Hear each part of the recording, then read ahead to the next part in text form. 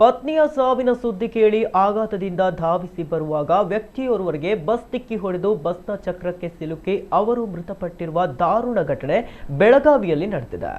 30 ವರ್ಷ ಪ್ರಾಯದ ಮಧುರಾ ಕರೆಪ್ಪ ಮಾದರ ಹಾಗೂ ಅವರ ಪತಿ 36 ವರ್ಷದ ಕರೆಪ್ಪ ಮಾದರ ಮೃತ ದಂಪತಿ. ಮಧುರಾ ಕಳೆದ ಹಲವಾರು ವರ್ಷಗಳಿಂದ ತೀವ್ರವಾದ ಹೊಟ್ಟೆ ನೋವಿಂದ ಬಳಲ್ತಾ ಇದ್ರು. 10 ಚಿಕಿತ್ಸೆ ಪಡೆದರೂ ನೋವು ವಾಸಿಯಾಗಿರಲಿಲ್ಲ.